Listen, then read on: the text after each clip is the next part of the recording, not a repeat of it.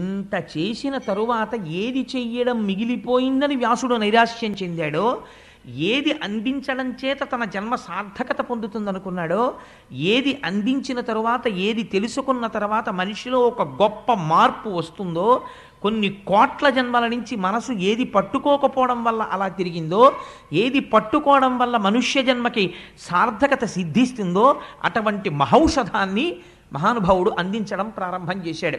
అందుకే అది వేరొకరు చెప్పడానికి కుదరదు. అది సాక్షాత్తుగా ఉపనిషత్తుల యొక్క సారాంశము. జ్ఞానమంతా కూడా భాగవతమునందు నిక్షేపింపబడింది. ఇది చెప్పడానికి శుకబ్రహ్మ మాత్రమే చెప్పాలి. అందుకని తన కుమారుడైనటువంటి శుకబ్రహ్మకి భాగవతాన్ని ప్రబోధం చేసి, ఆ భాగవతం శుకబ్రహ్మ పరీక్షిత్ మహారాజు గారికి 7 రోజులు చెప్పాడు. ఎటువంటి పరిస్థితిలో చెప్పాడు? భాగవతం చెప్పబడినటువంటి పరిస్థితిని మీరు విచారణ చేయాలి. చెప్పినది 7 రోజులే, అంతకన్నా ఒక్కరోజు చెప్పలేదు. ఎందుకు 7 రోజులు చెప్పవలసి వచ్చింది? అసలు పరీక్షిత్తుకి శాపం ఎందుకు వచ్చింది? ఎందుకు విన్నాడు? ఈ విషయాలు ఎలాగో కథాభాగంలో వచ్చేస్తాయి. వచ్చినప్పుడు మీరు వాటిని విందురు కానీ, కలిపురుషుడు ఎందుకు వచ్చాడు, అసలు ఎందుకు విభాగం చేశారు, ఎందుకు పరీక్షిత్తుకి అటువంటి శాపం వచ్చింది, వచ్చాక ఏం చేశాడు, అసలు నిజంగా ఆ గంగ ఒడ్డుకి ఎలా వెళ్ళాడు, ఈ విషయాలను విచారణ చేద్దాం మనం. కానీ 7 రోజుల పాటు భాగవతం చెప్పాడు. 7 రోజులు చెప్పడం వల్ల సాధారణంగా భాగవతాన్ని సప్తాహము అంటుంటారు. నేను తరచూ ఒక మాట చెప్తూ ఉంటాను, భాగవతాన్ని సప్తాహంగా చెప్పుకోవడం వెనకాతల ఒక రహస్యం ఉంది. ఏమి సప్తాహమని ఎందుకు చెప్పుకుంటారంటే, ఒక మనిషి ఎన్ని సంవత్సరములు బ్రతకనివ్వండి, 80 ఏళ్ళు బ్రతకనివ్వండి, 90 ఏళ్ళు బ్రతకనివ్వండి, శతమానం భవతి శతాయు పురుష స్థితేంద్రియ ఆయుష్దేవేంద్రియే ప్రతిష్టతి, 100 ఏళ్ళు పూర్ణంగా బ్రతకనివ్వండి. ఎన్ని రోజులు బ్రతికాడు? 7 రోజులే బ్రతుకుతాడు. ఎందుచేత? ఎన్ని సంవత్సరములు బ్రతికినా అతను బ్రతికినవి ఆది సోమ మంగ బుధ గురు శుక్ర శని, ఇంతకన్నా లేవు. 8వ రోజు బతికింది ఒకటి నాకు చూపించండి, ఉండదు. ఎప్పుడు చచ్చిపోతాడు? ఈ 7 రోజుల్లోనే చచ్చిపోతాడు. అయ్యా అలా కుదరదండి, నేను దేశాన్నంతటినీ ఏలినవాడిని, లేకపోతే నేను చాలా విద్వాంసుణ్ణి, నేను మహాపండితుణ్ణి, నేను గొప్ప జ్ఞానిని, నేను కూడా అందరిలా 7 రోజుల్లో పోవడం ఏమిటి, నాకు 8వ రోజు ఉండదా? ఉండదు. ఎవరైనా 7 రోజుల్లోనే వెళ్ళిపోవాలి, ఆ 7 రోజుల్లోనే పుట్టాలి, ఆ 7 రోజులే ఉండాలి, ఆ 7 రోజులే తిరగాలి. కాబట్టి భాగవతం సప్తాహం అంటే, నువ్వు ఏ రోజున భగవంతుణ్ణి స్మరించడం మానేశావో ఆ రోజు ఆ ఇల్లు పరమ అమంగళకరమైన రోజు. ఎందుచేత? ఆ రోజు భగవంతుని ఎడ విస్మృతి కలిగింది కాబట్టి తను భగవన్నామమును పలకలేదు, ఈశ్వరుడికి నమస్కరించలేదు, ఈశ్వరుడి గురించిన తలంపు లేదు. ఆ రోజు తాను ఉండి మరణించిన వాడితో సమానము. ఇప్పుడు ఆ రోజుని ఇంట్లో ఏం తిరిగింది? నడయాడిన ప్రేతం ఒకటి తిరిగింది, ఒక శవం ఆ ఇంట్లో నడిచింది. కాబట్టి ఇప్పుడు అమంగళమైంది. ఏది బ్రతుకు? నిజమైన బ్రతుకేది అంటే, నిజమైన బ్రతుకు ఈశ్వరుని యొక్క నామస్మరణమే.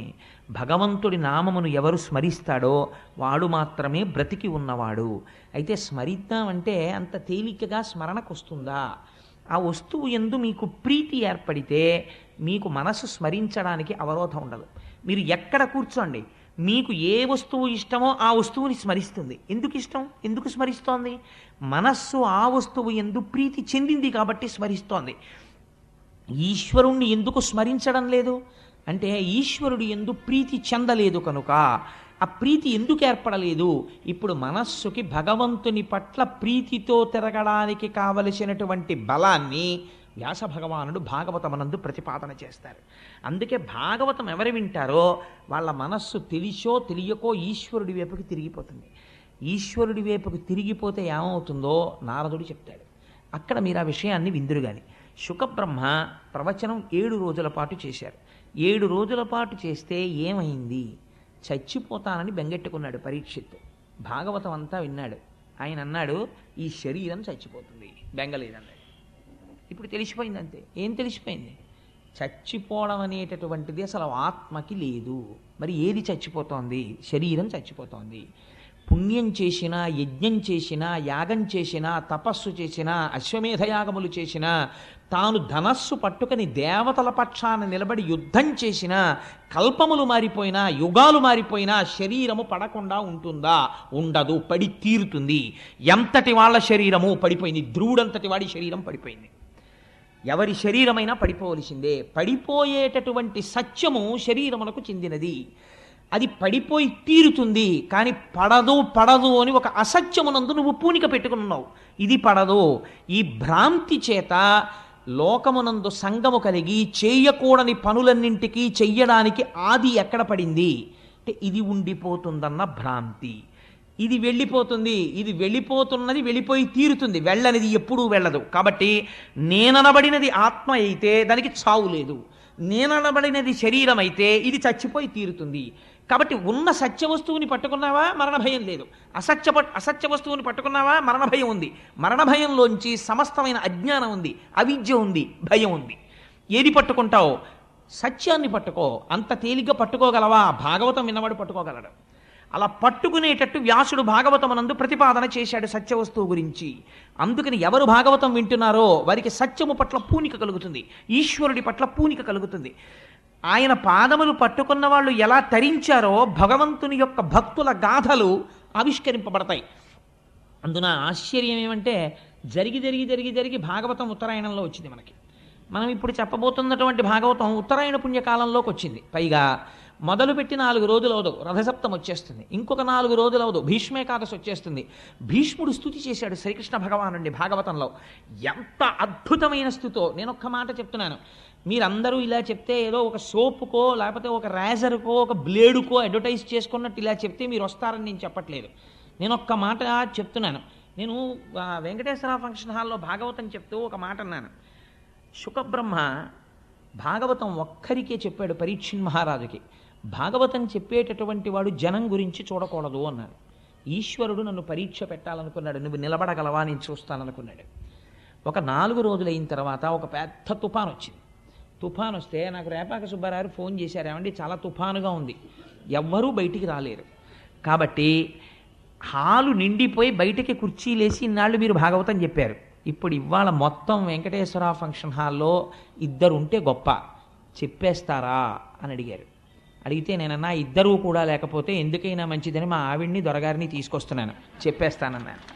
శుకుడు పరీక్షిత్తుకు ఒక్కడికే చెప్పాడు, నేను బయట తుఫానుగా ఉందని ఒకరోజు వాయిదా వేసే నైతిక అధికారం నాకెక్కడిది? అలా వేసిన నాడు ఇక వేరొకసారి భాగవతం ముట్టుకోవడానికి నాకు అధికారం ఈశ్వరుడు ఇవ్వడు అని నా భార్యని తీసుకుని వెడితే ఆ రోజు ఎలా వచ్చారో నాకు తెలియదు. ఆశ్చర్యం, ఏదో 200-300 మంది వచ్చారనుకోండి పాపం. నేను దాని గురించి పెద్ద ప్రాధాన్యత ఇవ్వడం లేదు. ఆ రోజు భాగవతం చెప్పేశాను. తర్వాత రోజు చాలామంది అడిగారు, అదేంటంటే తుఫాన్లో చెప్పేశారా అని. తుఫాన్లో చెప్పేయడం కాదు, అది అలా చెప్పాలని ఉందంతే శాస్త్రంలో. శుకుడు అలా చెప్పాడు, పరీక్షిత్ కోసం చెప్పాడంతే.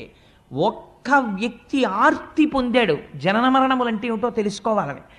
ఆవు పాలు పితకడానికి ఎంత సమయం పడుతుందో అంతకన్నా ఎక్కువసేపు ఉండనివాడు 7 రాత్రులు 7 పగళ్ళున్నాడు కూర్చుని పరీక్షిత్తుకు చెప్పాడు. అది ఔదార్యం, గురువు యొక్క ఔదార్యం. అలా శుకుడు చెప్పి ఉండకపోతే ఇవాళ భాగవతం ప్రవచనం లేదు, భాగవతం అందింపబడదు లోకానికి. అటువంటి మహాత్ములు చెప్పినటువంటి భాగవతాన్ని మనం చెప్పేటప్పుడు ఆ పూనికతో చెప్పాలి కదా అని ఆ రోజు మొదటి రోజు అన్న మాటకి ఈశ్వరుడు వెంటనే పరీక్ష పెట్టాడు. సరే, అందుచేత నేను ఈ విషయాన్ని ఎందుకు ప్రస్తావన చేయవలసి వచ్చింది అంటే 7 రోజులు విన్నటువంటి పరీక్షిత్తు ఏం తెలుసుకున్నాడు?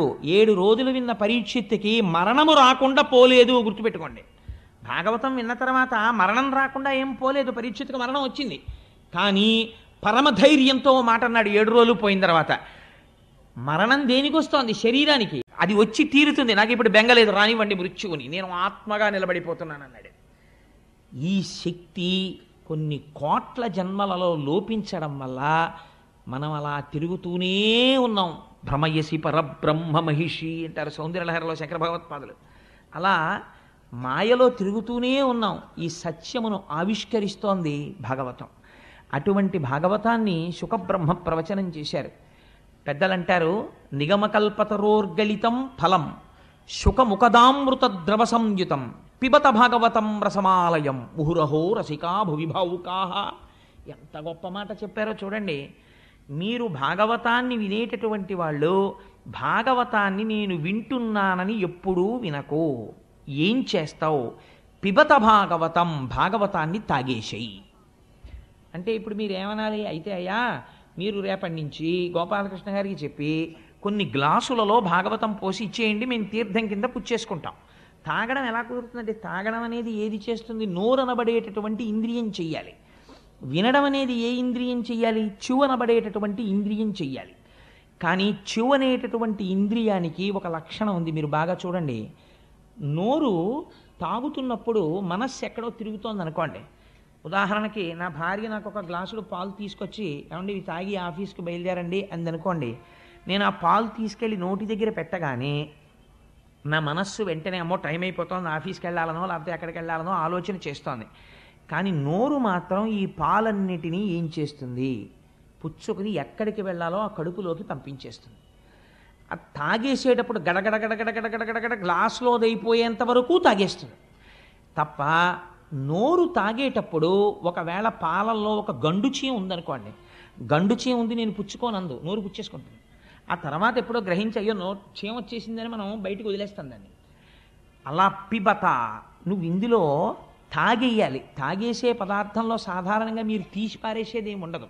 మీకు మామిడి పండు ఇచ్చాయా తినండి అన్నాం అనుకోండి, మీరు తినడం మొదలెడితే దాన్ని తొక్క బయటికి పారేయాలి, టెంక బయటికి పారేయాలి, ఏదో అంతా తినేసిన తర్వాత పీచు ఉంటే పీక్కుని బయట పారేయాలి తప్ప, మామిడి పండు రసం తీసుకొచ్చి ఒక గ్లాసులో పోసి తాగేయండి అన్నాను అనుకోండి. ఇప్పుడు అది ఏమిటండి, అది ఎసెన్స్. మొత్తం మామిడి పండు తాలూకా మొత్తం శక్తి ఆ గ్లాసులో ఉంది. ఇప్పుడు మీరు ఏమీ చెయ్యక్కర్లేదు, నాకు పళ్ళు లేవండి, నేను నవలలేనండి, పళ్ళల్లో పీచు దూరుతుందండి, ఏ కంప్లైంటు మీరు చేయడానికి అవకాశం లేదు. గడగడ తాగేయడమే. అలా త్రాగగలవా భాగవతాన్ని? అయితే కూర్చో సభలో.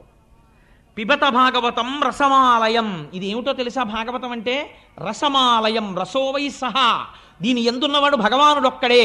ఇది కేవలము భగవంతుడే, శబ్దరూపముగా వస్తున్నది భగవంతుడు వస్తున్నాడు. దాన్ని నువ్వు చెవులతో పట్టి తాగేసేయి, విడిచిపెట్టావా జారి కింద పడిపోతుంది. అందుకని త్రాగేసేయి. పిబత భాగవతం రసమాలయం. ఏమిటండి దాని గొప్పతనం అంతలా మేము తాగేయడానికి అంటావేమో. నిగమకల్ప తరోర్గళితం ఫలం. నిగమములు అంటే వేదములు. వేదములనబడేటటువంటి కల్పవృక్షం ఒకటి ఉన్నది. ఈ వేదములను సేవించడం చేత మీకు కావలసినటువంటి సమస్తమైన కోర్కెలను మీరు తీర్చుకోగలరు.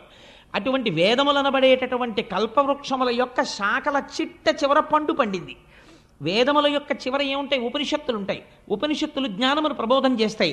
ఉపనిషత్తులనబడేటటువంటి జ్ఞానమును బోధించేటటువంటి వేదముల యొక్క చివర ఉన్నటువంటి శాఖల చివరి భాగమునందు పండినటువంటి పండు ఉపనిషత్తుల చేత ప్రతిపాదింపబడిన పరబ్రహ్మము యొక్క స్వరూపము. ఈ పరబ్రహ్మ స్వరూపము ఇవాళ పండుగా పండింది. ఈ పండునేం చేసింది?